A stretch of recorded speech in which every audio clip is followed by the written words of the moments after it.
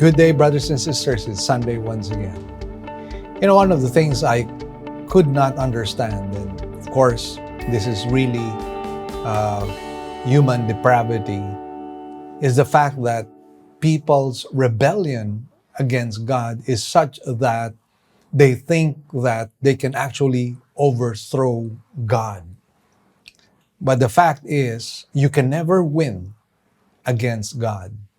I mean, you can come up with all sorts of methods and schemes and all kinds of philosophies and throw it against God and throw it against Christianity. And friends, I'm here to tell you, you will never succeed. The Lord Jesus Christ himself said that I will build my church and the gates of Hades shall not prevail against it. We have to acknowledge God in all His supremacy. And we have to acknowledge Him as not only the supreme being, but likewise the creator of the universe and the one to whom we owe our own existence. And that being the case, we should be humble and submit ourselves to His authority. Because in the first place, we can never win against God. And we can never throw anything that will remove God out of His throne. God will remain in His throne forever and ever. I'd like to share to you from Psalm 2, verses 1 and following. It says, "Why are the nations in an uproar, and the peoples devising a vain thing? The kings of the earth take their stand, and the rulers take counsel together against the Lord and against His anointed. Let us tear their fetters apart and cast away their cords from us. He who sits in the heavens laughs. The Lord scoffs at them. Then He will speak to them in His anger and terrify them in His fury. But as for me, I have installed my king upon Zion, my holy mountain." And so, friends, there you go. We find here that God will remain supreme, and there is nothing, no force on earth or in heaven that will be able to topple down God and His throne. And friends, because of that, this happens to be one of the reasons why we should worship Him, because He is the supreme being. We are not the supreme beings. We tend to pretend and make ourselves into our own gods. But friends, we are not God.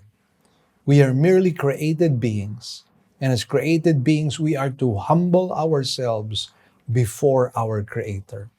And one of the very first things that God would require from us is our worship.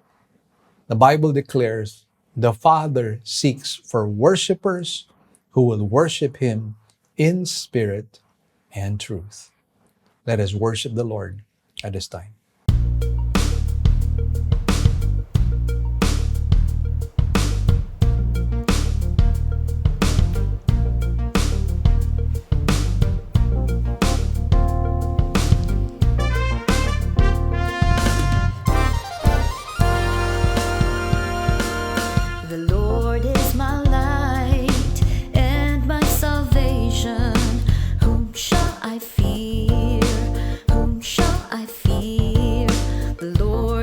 Stronghold of my life, of whom shall I be afraid? One thing I ask from the Lord my God, that I shall seek, that I may dwell in the house of the Lord all the days of my life. Let me gaze upon your beauty, Lord.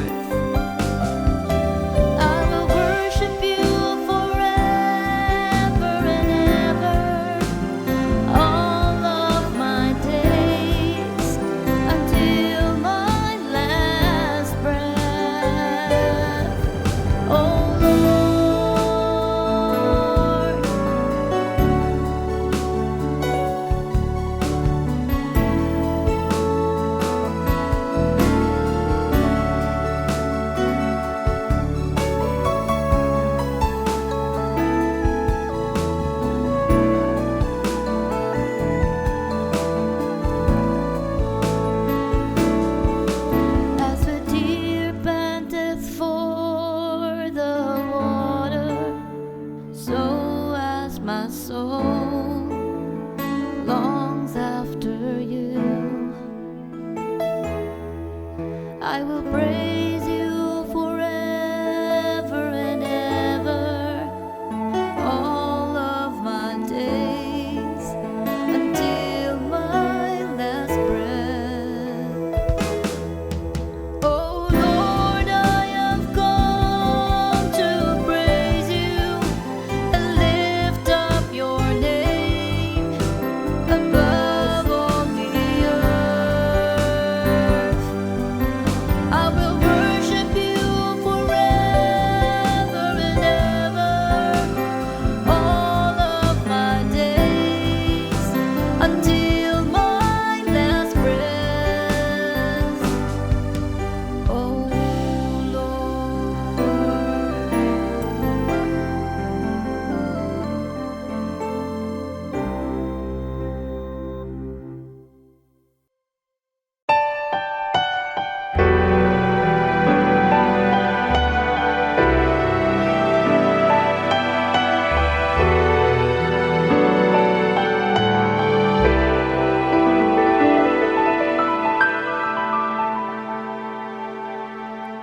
Always wondering where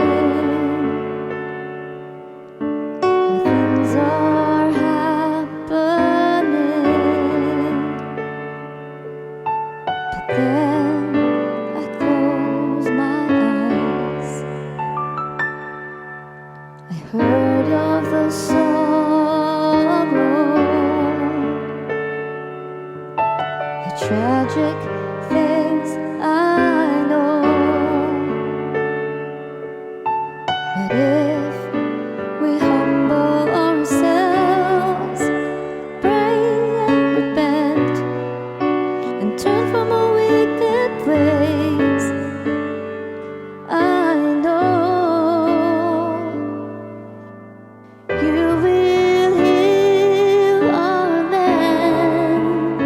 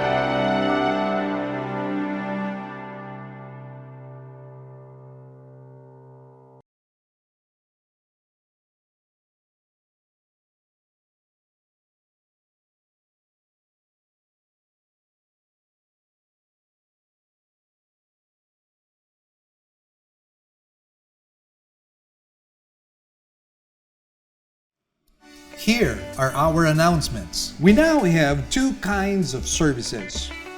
We will still have our virtual services for majority of our members through our Facebook page, Living Word Christian Churches of Cebu International Incorporated, and our website, www.livingword.ph, and our YouTube channel to view our services. We enjoin you to watch the coverage of our service every Sunday at 9 o'clock in the morning. Great news, everyone. We already have 3 weekend services. Every Saturday at 9 a.m. for the Cebuano service, and 2 services on Sundays at 9 a.m. and 4 p.m. for the English services.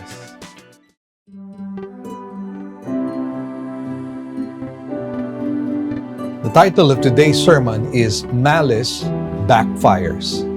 Let's read Matthew 21, verses 23 to 27. When he entered the temple, the chief priests and the elders of the people came to him while he was teaching and said, "By what authority are you doing these things? And who gave you this authority?" Jesus said to them, "I will also ask you one thing, which if you tell me, I will also tell you by what authority I do these things. The baptism of John was from what source? From heaven or from man?" And they began reasoning among themselves, saying, "If we say from heaven, he will say to us, 'Then why did you not believe him?' But if we say from men, we fear the people, for they all regard John as a prophet." And answering Jesus, they said, "We do not know." He also said to them, "Neither will I tell you by what authority I do these things." Let's come before the Lord in prayer. Heavenly Father, we thank you and bless you, Lord, for today. And we thank you for your goodness and love towards us. Lord, we pray for the Holy Spirit to be our teacher and our guide today. Lord, open our eyes and open our minds. May Jesus be glorified as we ask the blessing of the Spirit. In Jesus' name, amen and amen. Some people say that first impressions last. However, I'm here to tell you that appearances may not be the reality that is inside a person. Some people might appear to be holy and pure and spiritual, but deep down inside, there may be something terribly wrong in them. And that is why Jesus tells us or warns us about false prophets who are wolves in sheep's clothing. Now, that seems to be a very graphic description because outwardly, these people appear to be holy as they wear the garb of religion. But inwardly, if you could see through their hearts, you will be able to see great darkness. And sometimes this darkness comes out in certain situations, as in the case of this narrative. Actually, what you and I will be seeing in this narrative is not only the deception of these people, but likewise their malicious intent, their desire to destroy Jesus Christ, who is the embodiment of truth. And what Jesus does in this particular narrative is that he exposes the hypocrisy of the chief priests and the elders and thwarts their malicious scheme to frame him up. Now, these men were clearly wolves in sheep's clothing, and here we see their malicious scheme to discredit Jesus Christ. But Jesus turns the table around, as seen in our 3-point study, which we will look at this time. And so in verse 23, we have the intruding question. In verse 24 to 25a, the penetrating counter question. And finally, in verses 25 to 27, the blank answers. Now, these false prophets are negative examples to us, and we should not be like them. And so, just like as we will see in this narrative, we are not to be the malicious people that they were. scheming, and manipulating, desiring to destroy the one who is the embodiment of truth. And so, friends, I hope and pray that this will be a lesson that we will truly imbibe and learn as we move on in our study. So let's have a look at the intruding question. It says, when he entered the temple, the chief priests and the elders of the people came to him while he was teaching and said, by what authority are you doing these things? And who gave you this authority? Well, first up, one of the things that you will see here is that the Lord was teaching. And these people, we're talking about the chief priests and the elders, did not even have the courtesy to ask permission whether they could intrude or ask questions during the teaching of the Lord Jesus Christ. They practically interrupted the teaching of Jesus. And again, this speaks already about the character of these people. Not only their lack of courtesy, but their lack of respect, their lack of decency. And so the character is coming out. As the Lord Jesus Christ himself said, by the fruit shall you know them. And so in this particular situation, we discover the true character of these people. Now, the religious leaders come again to question and oppose Jesus' authority on the things that he had been doing. And of course, we have in mind not only his authoritative teaching, but all the other things that he was doing, which seemed to contradict the teachings of the Pharisees, the chief priests, and the elders. Now, in this narrative, they also ask Jesus who gave him the authority to do such things. Now, I'd like to give you a little background because we might be wondering, where is this question coming from? I mean, what is the basis of this question that they had? And so I'd like to share to you a little background during the first century in Judah or in Israel. And so it says here, rabbinical candidates originally had been ordained by a leading rabbi whom they respected and under whose teaching they served a kind of apprenticeship. And just as the teachings of the leading rabbis varied greatly, so did their ordinations. Because of widespread abuses and probably also to centralize rabbinical authority, the Sanhedrin, or the High Jewish Council, had taken over all responsibility for ordination. Now, at his ordination, a man was declared to be a rabbi, elder, and judge, and was given corresponding authority to teach, to express his wisdom, and to make decisions and render verdicts in religious as well as many civil matters. Now, during the service, various discourses and readings were given and hymns sung. Now, once ordained, the man had official recognition as a credentialed teacher of Israel. And so this was really at the heart of the question. This was where these people were coming from. But I'd like to make mention of their intention.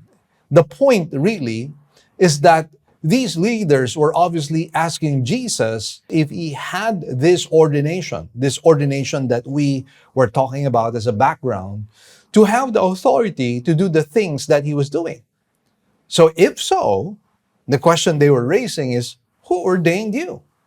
They expected Jesus to say that if he had no such ordination, but that he had authority because he was the Messiah, and that the source of this authority is God the Father himself. So they expected that he would make this answer, and it was really a question that was truly a frame up.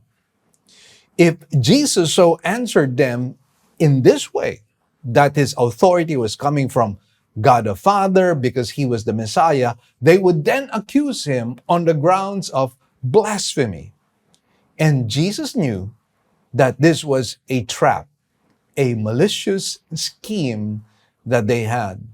And so this is one of the things that you and I will discover with false prophets and false teachers, that they tend to be manipulative, that they tend to do certain things. They might even engage in other things like flattery, and they try to say certain things to flatter you so that they could get you, or they could somehow trap you. And in this particular case, what we find is a malicious scheme. Again, they wanted to trap the Lord Jesus Christ. And that is why we have to be very, very careful of such people. But then again, as we mentioned right at the very beginning, the fruit of their character comes out in the open. And that is why if you want to find out the true nature of a person, let that person go through a crisis.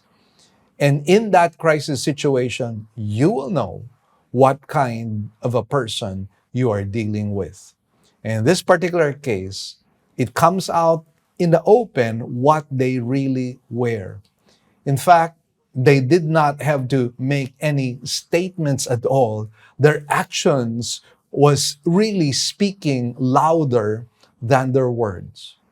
And so, what does Jesus do in this particular scheme that they were making? Well, what Jesus does is he comes up with a penetrating counter question. And we find this in verses 24 to verse 25a.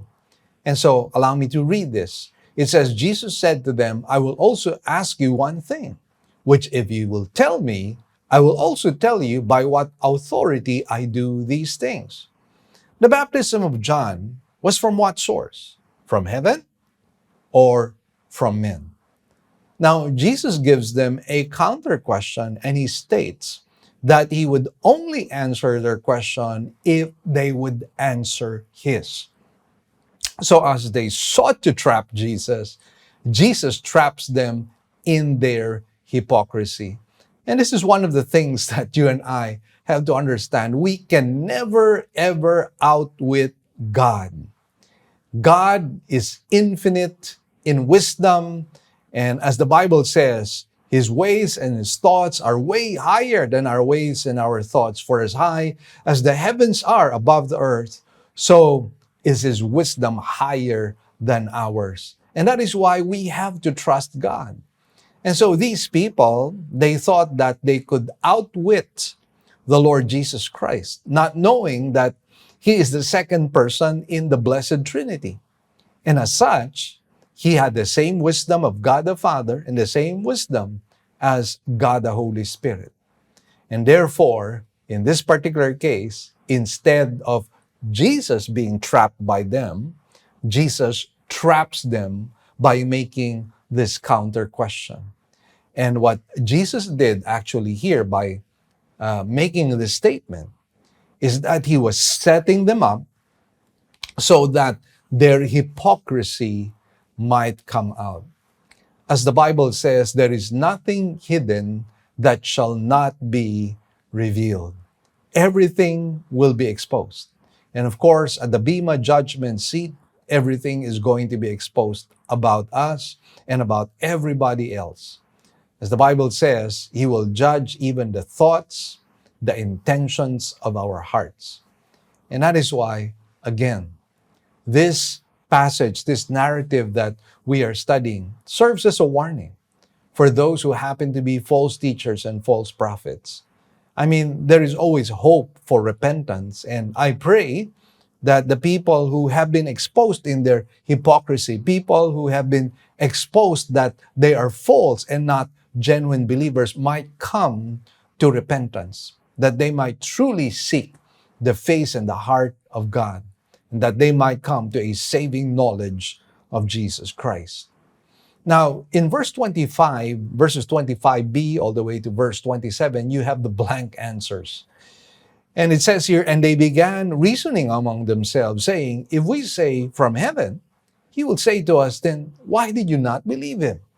But if we say from men, we fear the people, for they all regard John as a prophet. Now, they reasoned among themselves vigorously and repeatedly, as is shown actually in the original Greek. And they were trying to make sure that they will not make a misstep that would embarrass them. They argued that if they answered from heaven, Jesus could point an accusing finger against them and accuse them as to why they did not accept John and his message, proving that they were hypocrites who don't want to repent, thereby causing their disrepute among the people. In other words, in trying to play safe, what would happen actually is that the Lord would be able to expose them. But then you will notice here that they were vigorously arguing and discussing amongst themselves because they were afraid that they would be exposed. And here is a case of the Lord Jesus Christ actually checkmating them.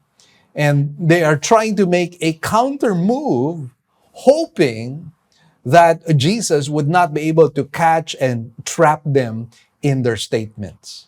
But then again, friends, the Lord definitely is wiser than men. If they, however, said from men, then they would get the ire of the people who saw John as a true prophet of God. So what do? They gave a safe answer.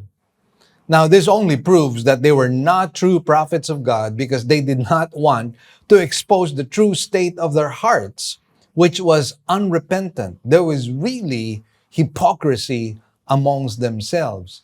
And again, this is a mark of a false prophet because a false prophet is trying to pull his cards close to his chest.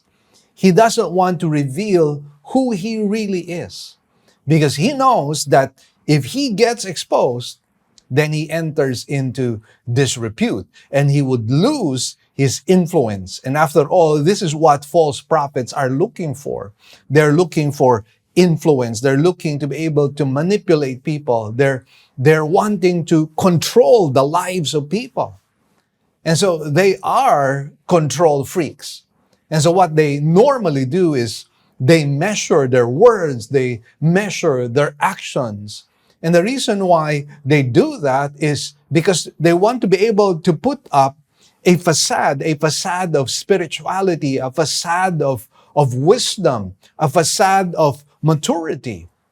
And what they do really is so that people might continue to put them on a pedestal, even worship and adore them, so that they would have control of the lives of people who are under them.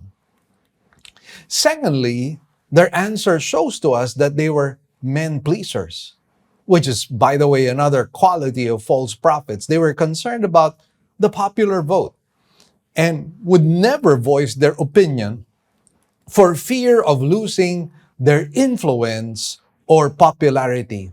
Now, this should be the opposite with us. And so again, what we discover with them is that they don't want validation from God, really. What they really want is validation from men. I mean, the validation coming from men is their reward. It is what they pursue. It is what they seek. And why do they want that? Again, because they want to be able to control the lives of so many people. Recently, I read about a Southerner whose name is James Louis Pettigrew. And his life was so exemplary that after his death, the citizens of the community erected a tombstone in his honor, inscribed with these words. And I'd like to quote it to you. Unawed by opinion, unseduced by flattery, undismayed by disaster, he confronted life with courage and death with Christian hope. What a blessing it is to have such a person like this. And friends, this is how we are to be. We are to be unawed by opinion. We are to be unseduced by flattery. We are to be undismayed by disaster. And we must confront life with courage and death with Christian hope. This is how we live our lives. And this is how you know you happen to be a true believer in God. Because you're not looking for validation from men, you're looking for validation from God Himself. Now, you and I know that being in ministry or being in a leadership position would have its share of criticisms. And I recall how Pastor Edmund would respond to unfair and unjust criticism. And this is how he simply puts it. He says that God knows and I don't care. And I think that's a wonderful kind of mindset that you and I should have. God knows and I don't care. In other words, what he is really trying to say is that what truly matters for him is God's affirmation, God's validation, God's approval, God being pleased with what he is doing. These religious leaders, however, were not pleasing God. They were pleasing men. They were men pleasers and not God pleasers. And at this time, I'd like us to pause and think about this. What kind of a person are you? Are you a man pleaser? Or are you a God pleaser? From whom do you seek validation? Do you seek validation from men? Or do you seek validation from God Himself? Remember, God is the center of gravity in our lives. And therefore, our whole life should revolve around God. And this is what we see in the case of the Lord Jesus Christ. And Jesus gave us a perfect example how we are to live a life that is pleasing to the Lord. No wonder God the Father declared, "This is my beloved Son in whom I am well pleased." And the Lord Jesus Christ Himself said, and this is the reason why the Father was pleased with Him. Jesus said, "My food is to do the will of the Father." And so herein we find that for the Lord Jesus Christ, what truly mattered to Him was the will of the Father, not the will of men, not the voice of men, not the approval of men. So in contrast, a true prophet or believer is, number one, honest and repents when proven wrong, which is really a sign of humility. You know, when a person is shown where he is wrong, he needs to have that humility of heart to be able to say, you know what, you are right and I am wrong. And I actually know of a person who came to me and declared that same statement. You were right and I was wrong. Now the question is, are you willing to do that? Are you willing to be able to confess and own up to your mistakes and your sins? Because if you're willing to do so, then that is a good sign. Because a believer is not someone who is in a perfect, sinless state, but a believer is someone who falls, but he always rises up. He sins against God, but he confesses it before the Lord. That is what a true believer is. And we're talking about the direction of one's life. The direction of one's life is continually moving forward towards righteousness. Now, you might fumble, you might stumble, you might slip, but then you go back again and you move towards the direction of righteousness. That is what a true believer is. On the other hand, somebody who is faking it will just remain where he is. I mean, he might pretend that he is moving towards the right direction, but then God knows if he remains in his sin. And that is why, again, this is how we are able to assess and evaluate ourselves and how we are able to judge others as well. Now, likewise, a true prophet or believer does not seek the approval and validation from men, but from God alone.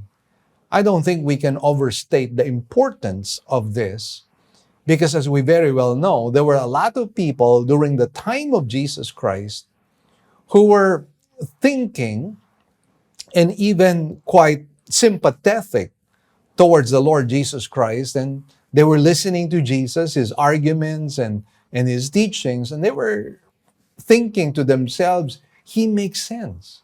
And he is speaking the truth. And he is performing all these signs and wonders. But what was it that prevented them from making a full surrender to Christ? Well, some of them were afraid to be removed out of the synagogue. Some of them were afraid to be outcasts.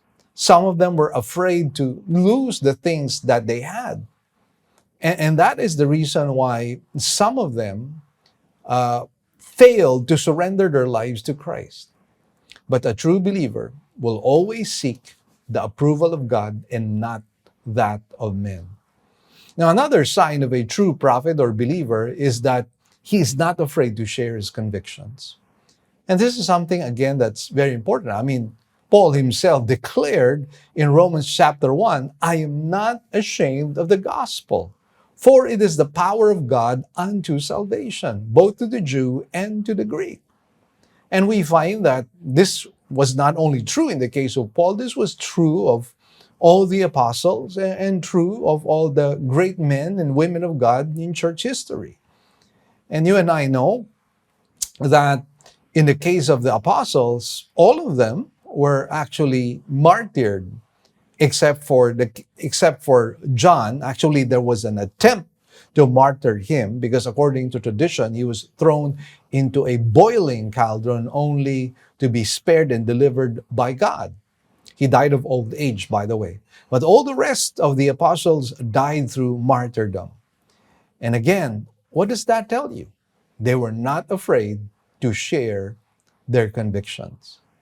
There was one young policeman who spoke at a statewide law officers retreat held at Home Lake, California, and he said, I've been doing a great deal of thinking about my own life and just how much I have really come out for Christ in my daily and public conduct. I often wonder if being a Christian were a crime, would there be enough evidence to convict me? And again, that's a way to be able to be introspective and evaluate ourselves. If being Christian were a crime, would there be enough evidence that you really are? And again, friends, the Lord Jesus Christ made it very clear that if you are a true disciple of Christ, all the good fruit is going to come out of your life. And you will be a person who happens to be a trophy of grace, someone who exhibits the love of God, and somebody who has all the fruit of the Holy Spirit. That being the case, you will be found as a true believer in Christ. Now, the point is, you need to make others know what you stand for and not be on neutral gear for fear of your reputation. If you stand for Christ, then you should never be afraid or ashamed to proclaim it.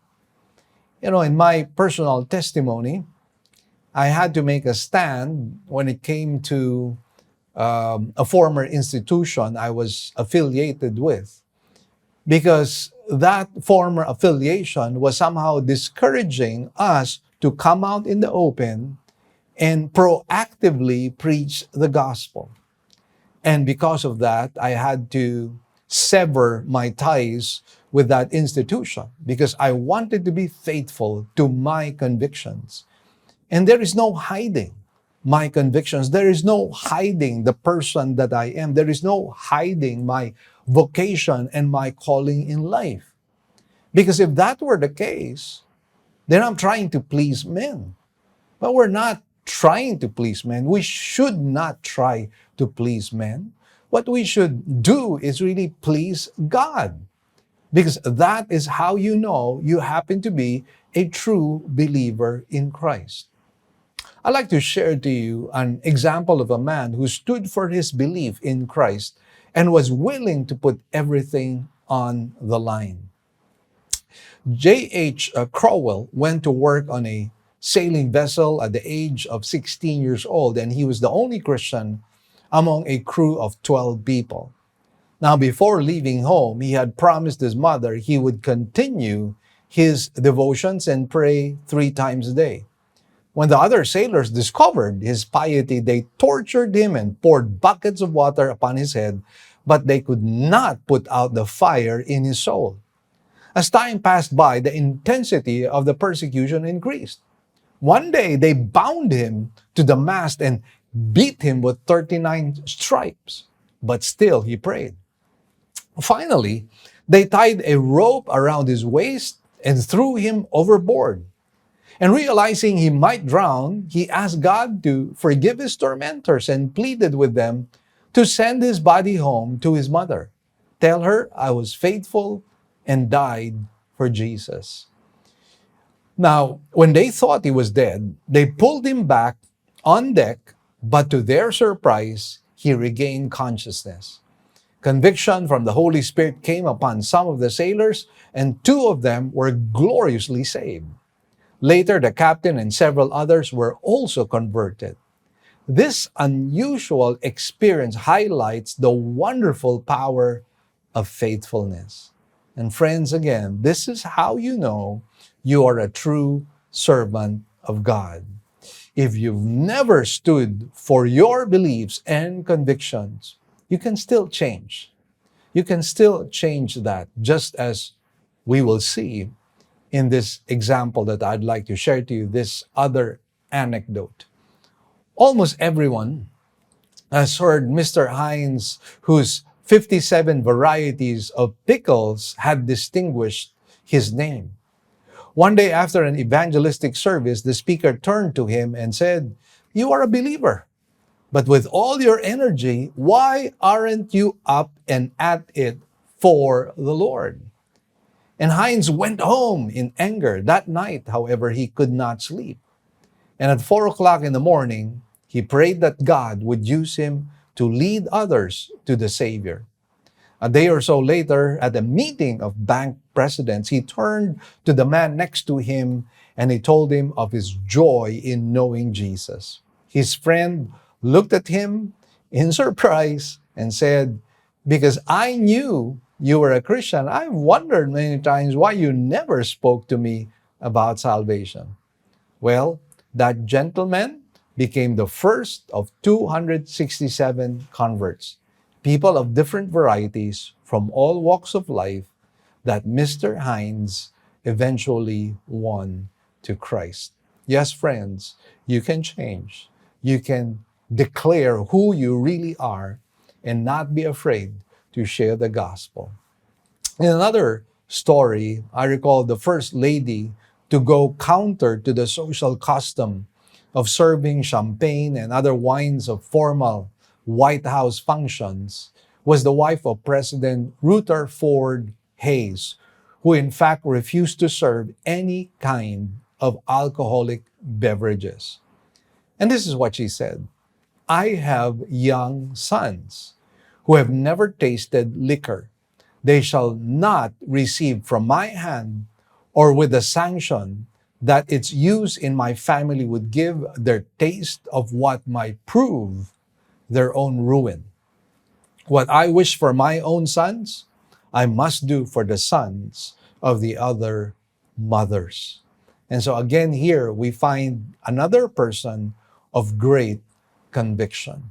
Friends, are you a person of conviction? Are you a person who stands for what you believe in? Are you willing to die on the hill of your own convictions? And I believe we should do so. Why? Because that is being truthful. And that is part of what Christianity really means. You're being truthful. It is not just speaking truth, but it is living truth in your life. You're honest. You're transparent. You're open. You're not wearing a mask. You're not trying to disguise who you really are. And you're always moving towards the direction of trying to please God. So again, very important that we somehow learn this, that we not be like the chief priests and elders who were not only proven as people who were not true believers and true prophets of God, but they were even trying to destroy the work and the person of the Lord Jesus Christ. So, when they gave a very safe answer, and we find the answer here in verse 27, and answering Jesus, they said, we do not know. Notice how Jesus answered them. He also said to them, neither will I tell you by what authority I do these things. Since they gave Jesus a blank answer, Jesus returns the favor by firing a blank on them. The result of this is twofold. Number one, their scheme to trap Jesus failed. And number two, their hearts were exposed by Jesus. So they were the ones who were trapped in their own schemes. I'm reminded of Psalm 141, verses 9 and 10, which says, keep me from the jaws of the trap which they have set for me, and from the snares of those who do iniquity. Let the wicked fall into their own nets, while I pass by safely. Indeed, this psalm reflects what had truly happened. In their malicious scheming, they themselves were trapped, and God proved himself as infinite in wisdom, having unfathomable wisdom. And the chief priests and the elders were no match to the wisdom of God. Now, one thing we have to learn as well is false prophets will always be exposed for who they really are. Their rebellion and antagonism towards God will be judged. As believers in Christ, let us not be found in the company of their conduct, for we are light and they are darkness, and we have no similarity with them. Today, dear friends, we will be celebrating the Lord's Supper. And I would like to quote to you 1 Corinthians chapter 11, verse 23 and following. For I received from the Lord that which I also delivered to you, that the Lord Jesus, in the night in which he was betrayed, took bread. And when he had given thanks, he broke it and said, this is my body, which is for you. Do this in remembrance of me. In the same way, he took the cup also after supper, saying, this cup is the new covenant in my blood. Do this as often as you drink it in remembrance of me. For as often as you eat this bread and drink the cup, you proclaim the Lord's death until he comes. Again, we have to explain that the Lord's Supper is an exclusive celebration. And this is actually a celebration that we do in person in a church gathering. Now, we're doing the Lord's Supper virtually because we understand there are some people in their own sick beds, and there are some people who are unable to go to a church gathering for one reason or another. And we do not want to deprive you of being able to participate in the Lord's Supper. But again, allow me to explain that the Lord's Supper is an exclusive celebration. It is a celebration that could only be celebrated by those who are believers in Christ. How do I know that I am a believer in Christ? Well, first of all, I do not and will never ever rely on my good works, because I know my good works are nothing but filthy rags in the sight of God. The standard of God is perfection, and I can never ever be perfect. I will always fall short of the glory of God. That being the case, I will and can only fully trust in the finished work of Jesus Christ in Calvary. Because the finished work of Jesus Christ in Calvary provided righteousness for me. And you might say, how was it able to provide righteousness for me? Well, first of all, Christ lived a perfect life, a life that you and I could not live. And secondly, in living that spotless, sinless life, He became our substitute and died in our stead. In other words, what you and I deserve, which is the wrath of God and death, Jesus took upon Himself so that He could offer salvation as a free gift to us. And therefore, I receive His righteousness, His perfect life of obedience, and the payment for the penalty of my sins. And I am forgiven of my past, my present, and my future sins through the blood of Christ. Now, the Bible says that you and I are saved by grace alone, through faith alone. And that means that it is unmerited favor. And again, it is a free gift by God. That's what we are celebrating, the free gift of our salvation. The bread symbolizing the body of Christ, which became our substitute, and the wine symbolizing the blood of Jesus that cleanses and washes us from all our sins. Now, some of you out there might want to celebrate this, but please, the first thing you need to do, the first step, is to come to Christ. This ordinance is not going to save you. This ordinance is proof that you are already saved. And so, if you believe that you are a saved person, that you are a believer in Christ, join me in prayer.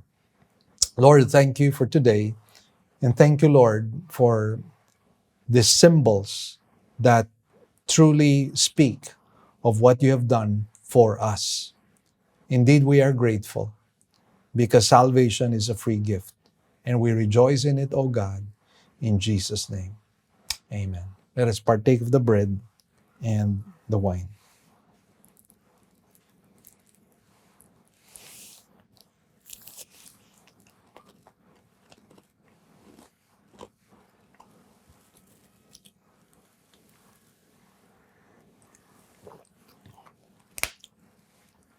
Thank you, Jesus.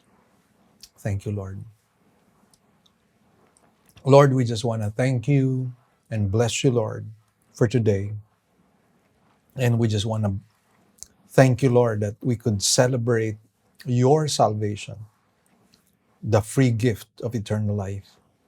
And Lord, thank you likewise for the word that was shared today. May the word be embedded in our hearts, applied in our lives. To you be all the glory, praises, and thanks. In Jesus' name, amen. Amen. So friends, God bless you. We'd like to see you next weekend. Don't forget to share this video to your friends by liking and subscribing to our YouTube channel, our Facebook page, and then share it to your friends. The gospel needs to go out. And let me remind you, we have TV programs in GCTV and Light TV. And also, please don't forget, we are on FEBC stations, radio stations all over the Philippines. God bless you all. We'll see you next time. Here are our announcements. We now have two kinds of services.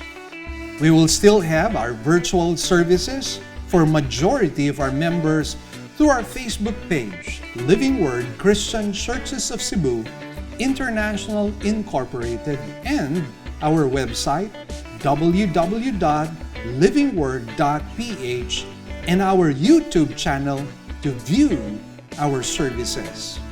We enjoin you to watch the coverage of our service every Sunday at 9 o'clock in the morning. Good news, brothers and sisters!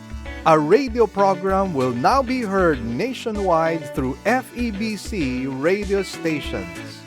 As an added bonus, all Living Word original songs will likewise be aired as well.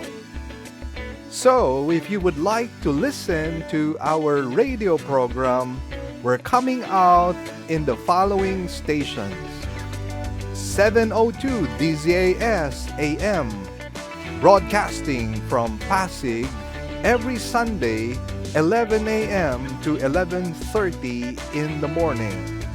We're also coming out from 104.3 DWAY FM from Legazpi. This is also every Sunday from 10 to 10:30 in the morning. And for those of you in Tacloban, we're coming out from 97.5 DYFE FM every Monday from 11:30 in the morning to 12 p.m. For those of you in Zamboanga, we are coming out from our station in 1116 DXAS AM every Sunday from 11:30 to 12 p.m. Also, for those of you in Davao, we're coming out from 1197 DXFE AM every Sunday from 2 o'clock in the afternoon to 2:30 p.m. For those of you in Coronadal, we're also coming out from station 1062 DXKI AM every Saturday from 8 to 8:30 p.m. And for those of you in Cagayan de Oro, we're coming out from 103.3 DXJL FM every Sunday from 8 to 8:30 p.m. And for those of you from Metro Cebu, we're coming out from 98.7 DYFR FM every Saturday and Sunday from 8 to 9 p.m. Please tell your friends about this and tune in to our radio program. Let us pray that God might use this radio program to become a blessing to as many people as possible. God bless you all. Great news, everyone. We already have 3 weekend services. Every Saturday at 9 a.m. for the Cebuano service and 2 services on Sundays at 9 a.m. and 4 p.m. for the English services. We'd also like to thank our partners, our members who have been consistently giving to partner with us in the work of the Lord. We'd like to share our giving channels to those who would like to partner with us in the work of the Lord. You can deposit your love offerings to the following banks. Banco de Oro. Account name is LWCCCII. The account number is 001-000-60800. We also have a BPI account. Account name is Living Word Christian Ministries, Cebu Incorporated. Account number is 1021023481. Finally, we have RCBC. Account name is LWCCCII. Account number is 14520052886. To give via GCash, just follow these simple steps. From your GCash app, click Bank Transfer. In Bank Transfer, click the BDO icon under Select Partner Banks. Enter the amount, enter the name LWCCCII and account number 001-000-60800 and send the receipt to office@livingword.ph. Then click Send Money. You may also send your love offerings and donations online through our website. Go to www.livingword.ph and click Give, and then a dialog box comes out of it. Kindly click on your giving preferences. Thank you, and God bless.